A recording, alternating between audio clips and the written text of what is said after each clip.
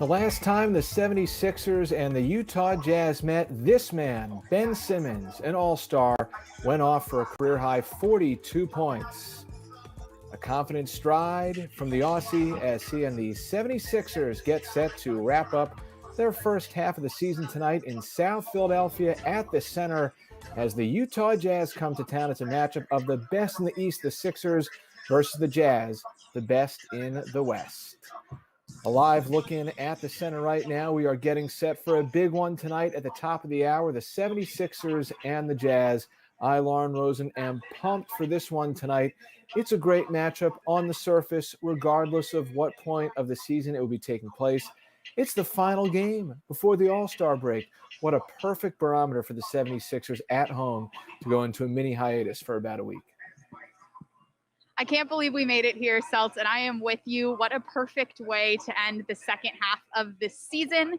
I can't imagine a better way to close this one up than a best of the East versus best in the West showdown. The first one was great, despite the fact that the Sixers were missing Joel Embiid. That, of course, was on February 15th. Tobias Harris, Ben Simmons, both excellent in that one.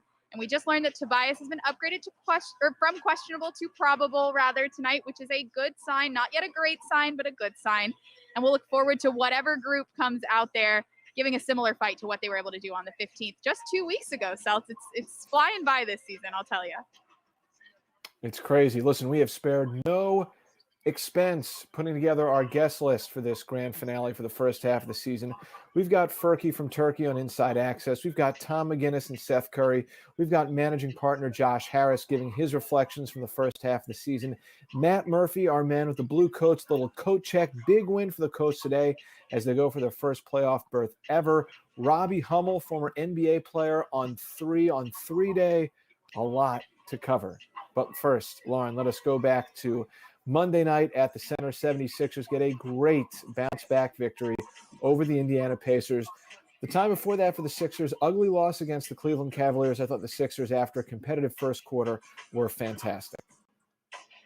Yeah, great to see them bounce back in a very big way. They were not happy with the way they showed up for that Cleveland game, and they were able to remedy the mistakes really, really quickly and notch one of their most decisive wins of the season, especially when you look at what the bench was able to do in that one. Really cool to see steady and solid contributions across the board and lead to a pretty easy victory.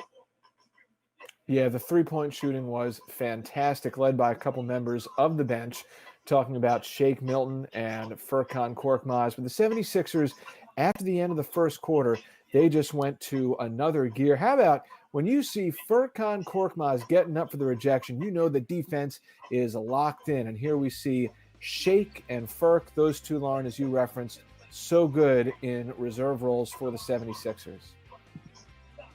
Yes, indeed. There you see Matisse Thybulle snagging one of his steals. Really cool to see the bench show up the way that they did. Like you said, Furkan seeing it go down. And when Doc always says that when Furkan's shots are falling, when Seth's shots are falling, it means the team is moving the ball well. That was clear in Monday's matchup. And we're talking about an Indy team that's probably going to be in the conversation for the playoff picture out of the Eastern Conference throughout the rest of this season. So I thought it was really impressive the way the Sixers dialed in defensively, and yeah, the shots started to fall. All in all, some really good stuff. The reserves were really key, and I, for one, Lauren, I'm going to put, even though he started in place of Mike Scott, I'm going to put, I beg your pardon, in place of Tobias Harris, I'm going to put Mike Scott kind of in that category of quality bench performers because he typically is a reserve, got some more minutes. He finished with 11 points, 4 rebounds, and 4 steals, just helping in that effort of guys who don't always get time with the starters, but typically fill more of a bench role. Well, Seltz, we talked about it a lot on this show, the lack of continuity that this team has had to deal with since the beginning of the season, whether guys have been out due to health and safety protocols or injuries. We haven't gotten to see the full unit run together, and Monday included without Tobias Harris, but it has been good to see different guys from that reserve unit really step up, find their stride, especially because the reserve unit in particular has been ravaged with injury and with guys taking time off because of health and safety protocols. So it was really cool to see them fire the way that they did. And of course, there's Danny Green, the starters able to get it done on Monday as well. It was a really well-balanced, well-rounded performance, and I was happy to see it for sure. Running through a couple of highlight efforts from the starting group, as we see Mike Scott right there, who made his 4th start of the season. He was 3 for 3 from beyond the arc. Joel Embiid finished with 24 points to go with 13 rebounds and 5 assists. Ben Simmons with 18 points, 6 boards, and 2 assists. I like the fact, Lauren, the Sixers heading into a huge matchup tonight against the Utah Jazz, another number 1 seed team coming out of the West this time, that some of the starters and the regulars, they were able to get a little bit more of a breather down the stretch of that game on Monday. Yeah, you took the words right out of my mouth, Selt. It was really nice to see Ben and Joel just sit in the fourth quarter and watch their teammates bring it home.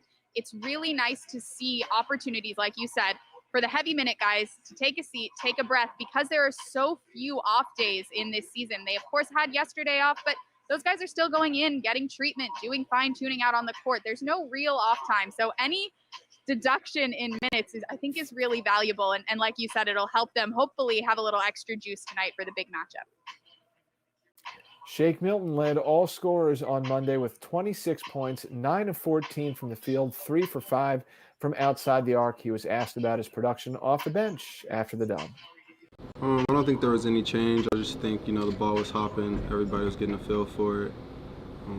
We played in team basketball. Everybody was moving, and that's what Coach wants. And, as you can see, whenever that ball is moving like that, we're a hard team to guard. No question. When it's popping, it's productive for the 76ers. Love the way they were able to work things offensively in that game. And Lauren, there must be something about the 1st of March for young Shake Milton. That date in his very brief NBA professional history has been quite a good one. He is just electric on the 1st of March. If you remember last season, the 39-point performance against the Clippers that really caught Doc Rivers, his future coach's eye. It was cool to see him bring it on March 1st once again. That's a date to keep in mind for next season.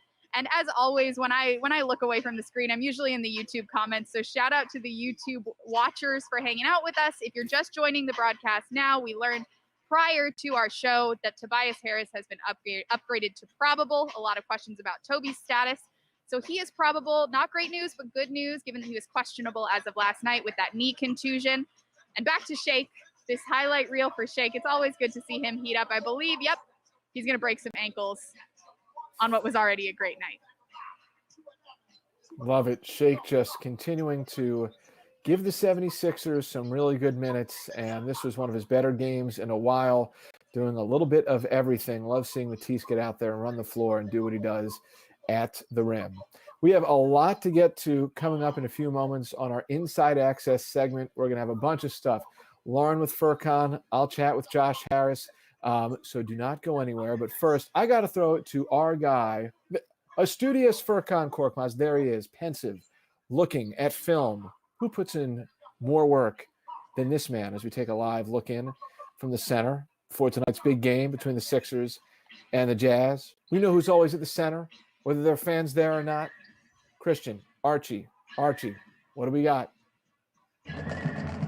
What's going on, everybody? It's your main man, Archie, and welcome to the 7-6 Live Countdown presented by Tissot. Shout out to Tissot Watches for keeping us fresh and clean over here at the 76ers. Now tonight, we got a matchup for you. All the way from the West Coast, we got the Utah Jazz versus your Philadelphia 76ers. And to keep the energy going and flowing, we got your very own Squad 7-6 and the Sixers. Oh my goodness, it's gonna be a good night. And we want to keep you guys close to all the NBA action as possible. So we want you guys to download the official 76ers app. On the app, you get all the latest news, podcasts to listen to. You even got games to play and wallpapers to download. And that's the way you're going to be able to redeem your free Frosty when we win the Frosty Freeze Out tonight. That's right, we brought it back. An oldie, but a goodie. In the second half of the game, if the Utah Jazz miss 2 consecutive free throws, everybody's getting a free small Frosty. If they do it again, we get a free small Frosty and a small fry. And if they do it a third time, you guys are going home with a medium Frosty and a medium fry. It's the Wendy's Frosty Freeze Out, so make sure you download that app. It's going to be a great time tonight. In fact, we're going to keep the show going right now with your very own Sixers.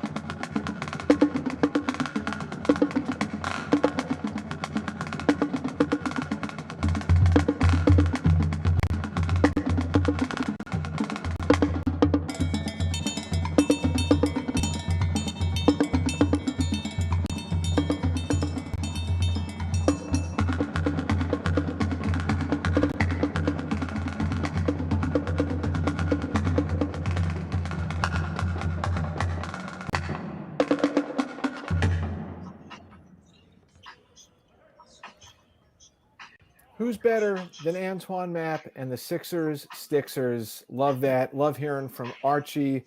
Yes, Tissot does keep us fresh and clean. I'm a guy, listen, when it comes to swag and style on, it is tough. This is a tough task to keep this guy fresh and clean, but we thank our friends at Tissot for helping the cause. Yes, indeed. Feeling classic, feeling sophisticated, feeling cool. I love my watch. Thank you, Tissot. 76ers going through their pre-game warm-ups at the center right now. A big one between the Sixers and the best team in the NBA, the Utah Jazz. Or are they? The 76ers might want to have something to say about that. Little floaty warm-ups in the lane for our man Danny Green out there with Seth Curry, who's down in the bottom corner of your screen. We'll hear from him in just a few moments. But Lauren, there was one sharpshooter from the 76ers who took over in that win on Monday for your team, your town, your 76ers. Yes, indeed. Mr. Furkan Korkmaz was on fire, and I was able to catch up with him this morning. When you and Shake are both as strong as you were the other night, what do you think the potential of the bench unit is, especially on offense? I said this beginning of the season too. Second unit, we have a lot of potential, which we can do a lot on the court. I think we can play a little bit more faster. We can put a little bit more pace. We know Shake, he can handle the ball, he can score, he can create. We know Dwight, he's gonna set the picks, he's gonna make the gym wide open. Tease, he's gonna be like really good at defensive part, and then offensive part, he's gonna help us also for the spacing. You know, he sets the picks, he slash. He also creates some threes which we don't see for us. I think we have a lot of potential. I believe we are still trying to figure that out, how we can play with each other, because I feel like we are not 100% still with the second unit. But whenever who step on the court, I think we are dangerous. And then, Burke, when you look at the rest of the team, the entire roster, a lot of guys have talked about positive chemistry and good vibes and like just the friendships you guys have built this season. What's that been like? How would you say the chemistry is halfway through the year? I think we have a good fit this year on the court. I think that helps to be better friends off the court too. I really believe this, because when you play better and together on the court, you are a better friend off the court. You share more, you talk more, you know, because sometimes when you lose the games, nobody wants to talk. It's like a little bit different, a little bit weird, but when you win, everything is good, you know. You become more friend, you share more, you share happiness, you know, and it goes from people to people, and then everybody is positive. Awesome. Thank you, Furkan. Next is.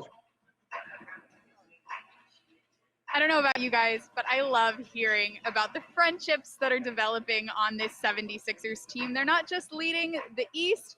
I think they're leading the league in good vibes. It's something we've heard over and over again, whether it's from Furkan or from Shake, who talks about the group chat. Dwight Howard also talks about the group chat. So does Mike Scott. We're learning things here. This is a group that really likes each other and enjoys spending time with one another. It's extremely clear in pregame, when I always try to make sure I get some videos posted of those pregame vibes. This is a group that's enjoying their time together, and it's been a pleasure to watch. It's really showed. I think philosopher could be a good post-playing career profession for Furkan Korkmaz. I always feel a little bit more right in my frame of mind after hearing Furk espouse whatever views and opinions he has on whatever matters being discussed. Well, he brings joy and he brings honesty. It's always nice to hear from Furkan, because you know you're going to hear how he feels, but you know that he's going to be, you know, measured and smiley and happy about it. Furkan, just one of my favorites in this league, so always a pleasure to catch up with him. We know that the 76ers through this first half of the season have brought a lot of joy to hopefully you Sixers fans out there. They're in first place in the Eastern Conference. They made two major hires in the offseason in Doc Rivers first, Daryl Morey after that. Some big moves that have brought a roster together with a better fit than what we've seen in recent years. So we thought it would be a good opportunity at the midway point of the season, game number 36 tonight, going into the All-Star break, to check in with managing partner of the 76ers, Josh Harris, and get his thoughts on where the team is at. Josh, great to see you virtually. Great to be speaking with you as we head towards the All-Star break. What a spot the 76ers are in right now. First place in the East, great matchup with Utah. You've got all-stars, a great front office, terrific coaching staff. How are you feeling about the way the first half of the season went? Super exciting. I mean, this is super exciting, and I'm really excited both to watch the number one team in the East play the number one team in the West, and also be at the All-Star game with Joel and Ben and Doc. And it's so far been a very good season for the Sixers, and we're excited about the future. Listen, I think that if you went back to mid-September, if you asked any basketball fan who was a top name in the coaching profession, they'd say Doc Rivers. And if you asked who was a top name in the basketball operations profession and field, they'd say Daryl Morey. The Sixers landed both of them. How pleased have you been with the way they've gone about their business and done their jobs? Really pleased. Look, it's been incredible to work with Doc and see his will to win and how he works with the players and just who he is as a human being. And the results are showing on the court. And Daryl obviously made an incredible number of moves, as he's one of the great basketball minds that has ever been. And whether it be the Seth Curry move or Danny Green or bringing in Dwight Howard, those moves are really paying dividends for our team. And so we worked really hard this summer to develop one of the best front offices in basketball, and you're seeing the results. And it's very exciting. And obviously with the blend of Elton, Doc, and Daryl, this is working. Listen, I think that obviously there was so much anticipation based on the moves that happened in the offseason that there was excitement for this thing to start. And then when the team took off right away, it was like, not to say it was a perfect finished product, but to see the immediacy of the promise, to me, that was one of the most exciting things. Well, look, when you have Joel and Ben and Tobias to build around, and you have a great front office and a great coaching staff, you're really positioned to win. I mean, obviously, it's the NBA, and 29 other teams, are trying to knock you off, and they're all smart. But I feel really good about the future, and I think we're in a great place, and we're going to keep working hard to improve the team. You need to turn back the clock multiple decades to find the last time the 76ers sent two players to an all-star game in 3 straight seasons. They've done it now with Ben and Joel. What's impressed you the most about the way those two have played this season, both individually and then together? Well, look, I've known Joel since 2014 and Ben since 2016, and I've seen them develop as men. I've seen them work incredibly hard on their games, and Joel's clearly having a career year, an MVP year, his 4th straight All-Star game, and Ben is probably one of the best, if not the best, defensive players in the NBA, and he's making huge strides in his game. And so the fact that you're seeing this pair for the 3rd straight year in the All-Star game, I think is kind of a result of their talent and their efforts, and they deserve it. And by the way, Tobias should be playing in Atlanta. He's also having a career year, and he should be playing there. I do not disagree with that. I mean, you just look at the way he's gone about things and some of the numbers he's put up. Such a fantastic season for him. And I think the thing that struck me about especially Ben and Joel, it seems like for the two of them, things are just coming together in a perfect storm right now. Their skill is obviously, as you said, exceptional, but just the maturity about them, the business-like demeanor they've had, it seems like they're finding the perfect balance between everything. Like, they clearly mean business on the court, but I feel like they're also having fun out there too. Skill, talent, hard work, and teamwork. And you got to also credit Doc for playing them in the right way. And so it's all coming together. It's really exciting. Well, Josh, we have obviously the 76ers and the Jazz tonight. That is big news. But the really big news is that starting Sunday, March 14th, against the San Antonio Spurs, fans are going to be allowed back at the center. I know you've been down there at games yourself. How pumped are you now for fans to be able to get back in the building? So pumped. Our 6-man, 3,000 plus. Welcome. You drive your will to win, and your intensity drives us, drives the team, drives the players to perform, and you give us that lift when we need it. And it's been amazing to watch the in-game presentation, the Sixers and the dance team and all of that. But without you, it's not enough. And so welcome, and obviously credit to the state and the city and Wells Fargo staff and Comcast for and we're working very hard to keep everyone safe, and obviously we're going to do this in a safe way, but welcome back. I think that one thing about the way this has gone as of late is, like, when I've been watching the games from home, I get the league pass feed so I can see what goes on during the commercial timeouts. And I'm living vicariously, like Christian Crosby and Archie, they're still doing their thing. The Stixers are still doing their thing. I mean, the game presentation atmosphere to me has been amazing, even though fans haven't been in the building. The Stixers, Christian, all of the dancers, it's all there. But with our six man coming, it's going to be even better. And hopefully this is just the beginning of a real return to normalcy for the city and for all of us. Well put. I think anytime from a content department standpoint that we can put out game-changing highlights of Joel Embiid, Tobias Harris, Ben Simmons, it's a great day for us. But I think if fans haven't seen this yet, they should head to Sixers.com, to our YouTube channel, and look at the roundtable conversation that you participated in with our Chief Diversity and Impact Officer, David Gould, NBPA President Michelle Roberts, Julius Erving, talking about the importance of obviously combating social injustice, racism, and the role that sports play in that. How critical are these conversations and using sports as a vehicle to drive hopeful change?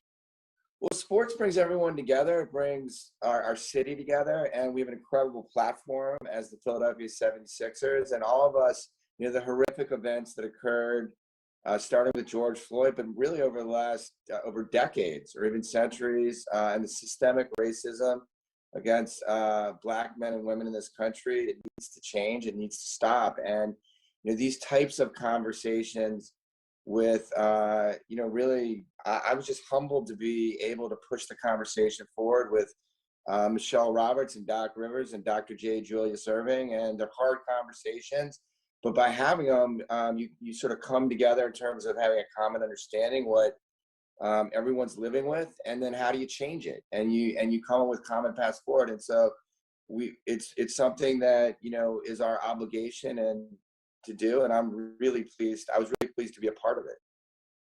I mean, listen, you mentioned Doc Rivers, obviously he's the head coach of this team, and then just thinking of all the players, how involved they were, whether it was speaking up about racial injustice or trying to help local businesses during the pandemic. Elton Brand was marching alongside some players over the summer. I mean, that's got to be a point of pride, just seeing how civically and socially engaged members of this organization are. You look, our players and Elton and others drove a lot of change during what was a horrible event for the city and the country, the pandemic, and then ultimately the events of the summer around racial injustice. And so watching Matisse and Elton and Tobias march, and Joel, what he did to help research around the virus, and Ben with Phil Abundance, and everyone played their part. And I was just really humbled and excited to be part of it and do my part. But watching the players lead was really incredible to me. And they're not just talented players. They're more than talented at basketball. They're great individuals and great human beings, and they showed a lot of leadership. Awesome. Josh Harris, thank you so much. Great to see you virtually. Hope to see you soon down at the arena. Congrats on a terrific first half for the 76ers. Let's get a win against the Utah Jazz and then bring it home for Team Durant at All-Star. Amen. Thanks so much. Yeah. Thank you. What do we call that team now in the All-Star game, Lauren? Do we call it Team Durant because he's not going to play? Do we have to call it Team Sabonis because he was the replacement for Durant? What do we call it? Well, I suppose that it's still Team Durant because he's still going to pick the team according to what I've seen. Maybe? I think it's still Team Durant. I think you're right. I think it's once Team Durant, always Team Durant. It's going to be the coach, Doc Rivers. We could call it Team Rivers, maybe, perhaps. That could be an alternative. I'm with that. Maybe Kevin Durant will choose Ben Simmons and Joel Embiid. Then it can just be the Sixers. I'm okay with that. Yes. Well, hey, we have some breaking news literally within the last few minutes. Lauren, why don't you hit the first thing? Sure, Seltz. Tobias Harris available to play tonight. I've seen some more comments in the YouTube chat, comments on Twitter. Tobias Harris is available tonight. He, of course, missed the last 2 games due to a knee contusion, but it will be great to have him back. As fun as it is to see what type of outfits he brings to the sideline as a coach, Tobias, I'm really excited to see player Tobias back in action. Yeah, and listen, the last time the Sixers and Jazz went up against each other 15 days ago, the Sixers obviously did not have Joel Embiid that night. So you took that game, at least I did, with a grain of salt. I am so pumped that the Sixers are going to have essentially their full complement of players available tonight. Utah also has Mike Conley, we presume, who did not play in the first matchup between these two teams. So I'm really excited about that. The other bit of breaking news that I'm also excited about, the Delaware Bluecoats are in the G League bubble playoffs. That is official. They won earlier today, beating the Canton Charge, but they needed some help with some other games that were going on later in the day. Help received, and the Coats are in. I love it. Love to see it. Shout out, of course, to Matt Murphy, who's been doing such a great job. Now we're going to hear from him. Shout out to B-Ball Paul, who's just been tearing it up down there. Looking forward to him coming back to see his 76ers teammates. What a day. What a day for the Bluecoats. What a day for the Sixers to play a marquee matchup. It's a good time to be a Sixers fan. Yes, the Bluecoats were in action earlier today, taking on the Canton Charge. They won with a huge fourth quarter comeback, 103-97. They outscored Canton 33-20 in the fourth. B-Ball Paul with 26 and 12. Both those numbers were game highs. And this afternoon, I had the chance to chat with Matt Murphy, who is our guy. He does everything for the Bluecoats. He's the content man. He's the PR man. He's the broadcaster. So if there's anyone who knows Coats, he's the host of Coat Check. So here's our own version of Coat Check with Matt Murphy here on 7-6 Live. Murph, great to see you. Awesome to check in with you from the G League bubble. I feel like the Bluecoats have been the story of the G League so far. Tell me what stood out to you the most so far during this rundown there. I have to start with the 7-0 run, and I appreciate that. We're trying our best to get people to take notice, and by winning your first 7 games, that was certainly the case. By having the first player of the week of the G League season in Sixers two-way player Paul Reed, that also helps. And they hit a little bit of adversity, but I think the thing that stood out to me is this team is made up of a bunch of guys who want to win. In the G League, it's always, how do I get to the NBA? What do I need to do to get there? But at the same time, trying to balance winning. And it's made up of a bunch of guys who maybe won at the college level or even in the G League with another team. They want to win. They all want individual success down the road, but they seem locked in on winning here. So they hit the adversity. Now they're back on track and they've got their eyes on the playoffs. So I think the winning attitude of the players and the winning culture that the staff has put together over the years, probably what stands out to me most, highlighted by that 7-0 start. Another great one from B-Ball Paul this morning. He led all players in the game in points and rebounds. What clicked for him and what allowed him to make the impact that he has made so far so quickly in your mind? I think some of it might just be the freedom to try things out or work on it in practice and then have extended minutes in the game, extended shots, shot opportunities. If he's taking 20 shots or he's taking 5 threes. I mean, he's well over 40% from 3 on more than a handful of 3-point attempts per game. And he is someone who really puts in the work. I've been impressed at practices, seeing this group of Bluecoats players. Paul Reed is, it's kind of a cliche, but first guy in, last guy to leave. That's been B-Ball Paul here in the bubble. So I'm happy for his success that he's had so far. He got the Player of the Week accolade. And when the team was losing, he needed to turn it around a little bit too, and their success has coincided with his individual success. And the game today that you mentioned, he had 5 fouls for much of the second half. He had 4 fouls in the first half, and he only had 7 points at halftime, and he finished with 26 and 12. So his resiliency and really how he's been carrying this team. In the days ahead, other subplots that fans should be on the lookout for. Obviously, there's another two-way player with the Coats and Rajon. Damn it. I blanked on his name. It's all good.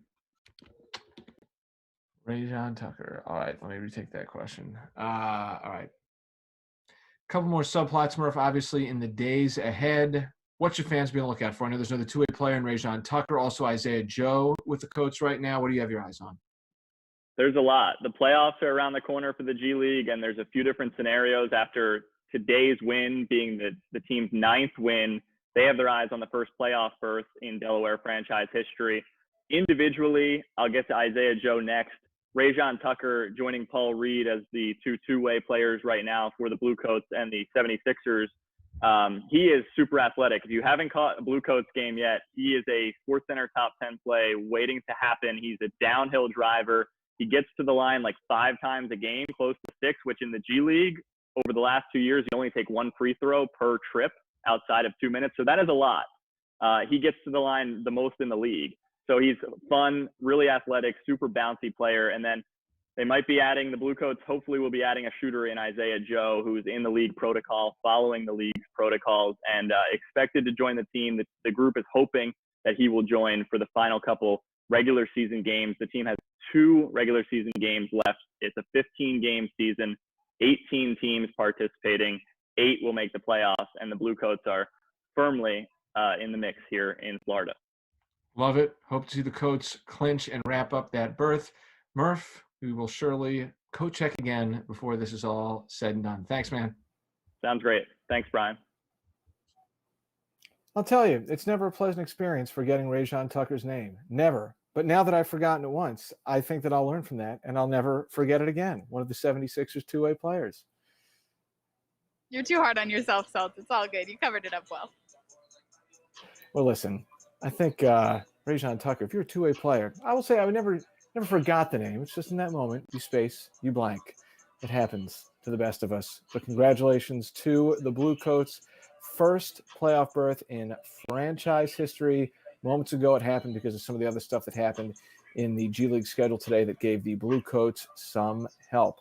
All right, the center tonight is where the 76ers take on the Jazz. Ben Simmons last time around. This man, 42 large against the Jazz. Sixers able to put a blitz on Utah early on, doing some up-tempo offense. But Joel Embiid's going to be out there tonight, as is Tobias Harris, Lauren, which is very exciting. Yes, indeed. Will be great to see the three of them back together again.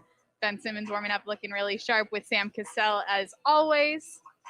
Looking forward to this one, Seltz. He was just so good against this Jazz team on both ends of the floor, something we have to keep emphasizing about Ben. Not only did he drop 42, but he did a really good job on the defensive end too. He's just so good on both sides of the ball.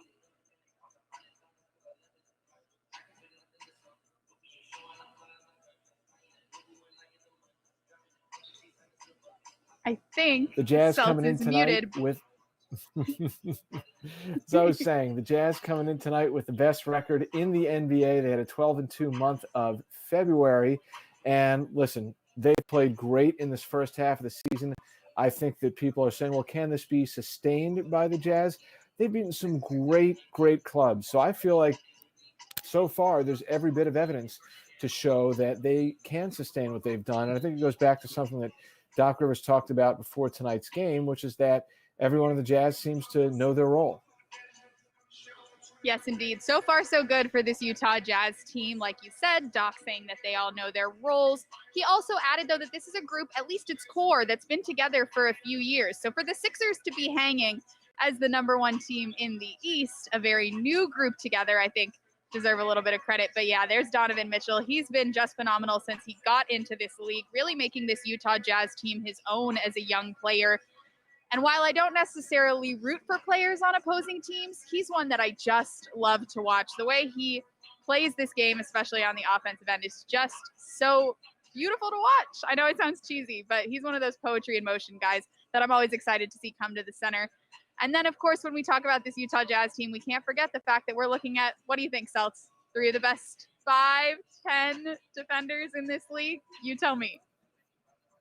Question that people want to know the answer to. I think 5, and I think depending on how you look at things, we might be able to revisit a few months, maybe 4. 3 might be slightly biased. I'm with you. But maybe a little bit more narrow than 5. Well, a little background for the folks that are just tuning in. Doc Rivers said before the game that Ben Simmons and Rudy Gobert could be the 1-2 when it comes to Defensive Player of the Year rankings right now. He said Joel Embiid, though, still in that conversation. So these really are 3 of the league's marquee defenders, 3 of the guys that do it better than anybody else, even if it's top 5, top 7, top 10, whatever you want to say. This is an exciting night to watch some defense. And Seltz, you know I love to watch defense. How could you not? How could you not? I think it's an interesting conversation to have because, Joel, the numbers may not pop off a page like, let's say, they do for Rudy Gobert, Ben Simmons. But I also think that we have to keep in mind that maybe, and this is not to take anything away from Ben at all, but because of Joel's presence back there, it allows not only Ben, but some of the other perimeter defenders for the 76ers to do, in my opinion, that much more. So Joel, even if his numbers statistically aren't the same as what a Ben or Rudy do, I don't think that should take Joel out of the conversation at all for Defensive Player of the Year. I think there's some holistic things in addition to statistical things that happen with Joe that put him obviously amongst the best defensively in the league. For sure. You talk about what he's able to do for his teammates, but when you think about opposing teams, the way that they run offense against the 76ers when Joel Embiid is on the court pretty much depends on the fact that Joel Embiid is on the court. They have to pay attention to what he's doing on the defensive end all the time. So like you said, even if the stats don't pop quite as much as a Rudy Gobert or as a Ben Simmons, he is making opposing teams work every single night. The game plan is all about how to score with Joel Embiid on the court. And that's something that is just truly invaluable for a team that's planning to make a deep run. Having those two key defenders that might be two of the best three in the league, I mean, what a treat. Let us now check, at least I am, my Tissot Chrono XL NBA Special Edition, complete with Spalding leather. Yep, there it is, right there. Very nice Swiss style at an affordable price. It's time for our Tissot keys to the game. As we roll the banner, and Lauren, I will start with you tonight for your key to the game. Sounds good, Seltz. Well, my key is informed by the team's last two games. Against Cleveland, a little sleepy, had a little bit of a hard time getting sets running with intensity. Then a great performance the other night against the Pacers. So to me, it's all about not getting stuck in the ways that they were against Cleveland. Now knowing that Tobias Harris will be back, that's a weapon that'll sure help you not get stuck. I know I have a few extra seconds here because I sort of jumped the gun here on my key to the game, but to me it's all about a full 48. That's something that you and I talk about, something that Doc Rivers talks about, that this team talks about. If they can bring that intensity, make sure the ball gets moving and not get stuck the way they did against Cleveland, I think the Sixers are in good shape, or at least it'll be a very exciting one tonight. I'm looking forward to it. Love that key. Mine is put the clamps on the perimeter, but it goes beyond just defending some of the sharpshooters for the Jazz like Bogdanovich and Joe Ingles. It comes down to shutting off driving lanes and keeping some of those downhill drivers like a Donovan Mitchell or a Mike Conley from getting into the interior and then setting up the outside shot. Utah hits more threes on average than any team in the NBA. They're third in three-point shooting percentage. That is where they are excellent this year. And a big reason why they are the best team in the NBA by record. And those are your Tissot keys to the game. We mentioned that Joe I love that Ingles, key, one of the, Joe Ingles, he's fun to watch. He can be an irritant if he's on the other side, but he is very, very deadly from outside the arc. No doubt about it. And we haven't even mentioned Jordan Clarkson yet, dropping that 40 piece on the Sixers when they were out in Utah. Probably the reason that the Jazz were able to push it over the edge despite Ben Simmons' phenomenal performance. Just one rebound away, of course, from a 40-point triple-double, which is just crazy and a bummer to have happen in a loss. If Jordan Clarkson doesn't drop 40, I don't think the Jazz win that game. So he's another one. Like you said, lock down that perimeter. Jordan Clarkson will be out there, and the Sixers will definitely have their eyes on him this time. Ingles, member of the Boomers, the Australian national team. Hey, coming up in a few months, there's a really big qualifying tournament for the Olympics in Tokyo later this year.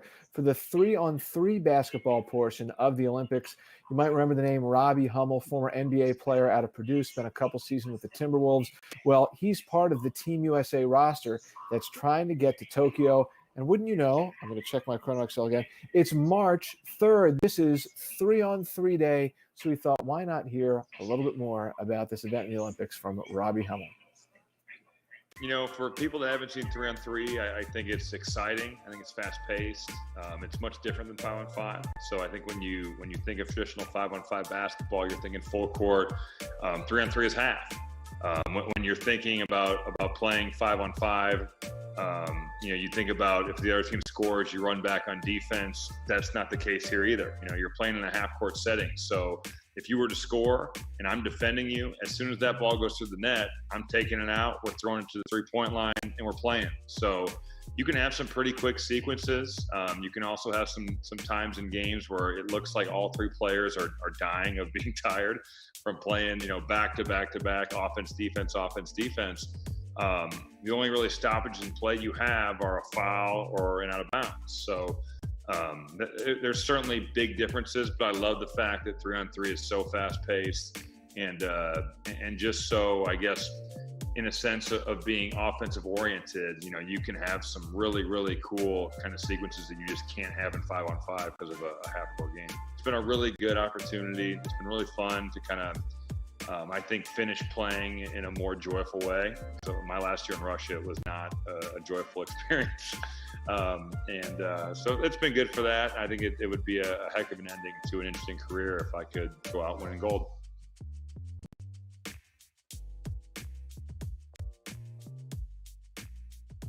Three in the Olympics. Best of luck to him. Thanks to Red Bull for setting that up on 3-on-3 Day, March the 3rd.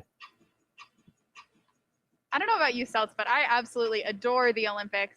And should everything go off without a hitch, I'm looking forward to watching some of that this summer for sure. I've never watched 3-on-3, but I'm looking forward to definitely locking into some of that this summer. Well, listen, Lauren, as we take a look at the court, Joel Embiid is coming out there getting ready for his first matchup of the season against the Utah Jazz. It's crazy. Like you said at the start, this is our final game of the first half of the season at the halfway point with 36 games down after tonight and then 36 to go. This, to me, has been one of the most enjoyable parts of the season, doing 7-6 live countdown.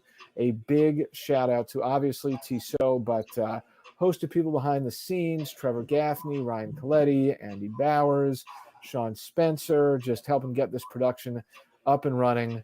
It's been a blast. I've enjoyed it.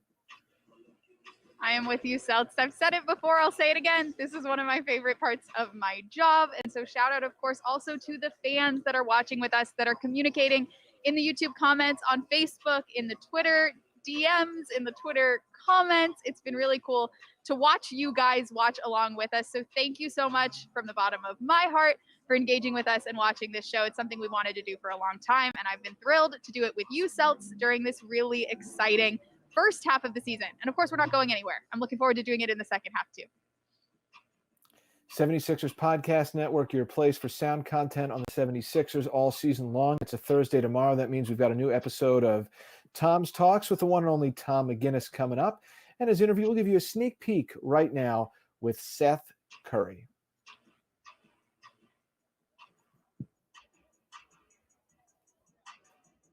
Your wife hand in marriage? I did. I went through the whole 9 yards, asking him, make sure everything was good, and he's been very welcoming from day one, and welcoming to the family pretty smoothly. So it's been a great time just getting to know them as a family, and being able to work with them this year has been good. All right, that's great. Tom McGinnis and Seth Curry. That's on Tom's Talks tomorrow. Look for it around noon tomorrow. Subscribe to the 76ers Podcast Network by searching 76ers Podcast wherever you get your pods.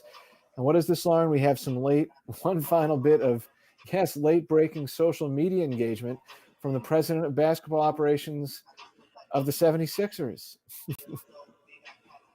I love it, Seltz. Anytime Mr. Morey himself gets involved with the conversations that you and I love to have in the Twitter sphere, it's such a pleasure. And he agrees with me, which I am happy about, Seltz. I responded saying, these are 3 of the top 5 defensive players in the NBA. If Daryl agrees, I think my take is correct, and I'm ready to ride with it for the rest of the year. When Daryl says what it is, it shall be written. That's the answer. It was a questionable take when it was just mine. But as soon as he jumped on, now it's a good take. No, I'm with you. 5. I think 5. I can think of one player immediately, and then maybe one more that would make it 5. But I think 3 of 5 is a, egalitarian way of looking at it. There's the big man. Feel free to head There's to the my time Twitter. I was going to say, feel free to head to my Twitter if you want to talk about who might make it into that top 10. Yes, indeed. I would agree with that. All right, we're getting out of here. This is a long one tonight, but we felt like we had to pull out the stops for the grand finale for the end of this first half of the season. Again, thank you, Ryan Coletti, Trevor Gaffney behind the scenes. Thank you, Lauren. We will talk to you on March the 11th when the 76ers are back at it against the Chicago Bulls. See ya.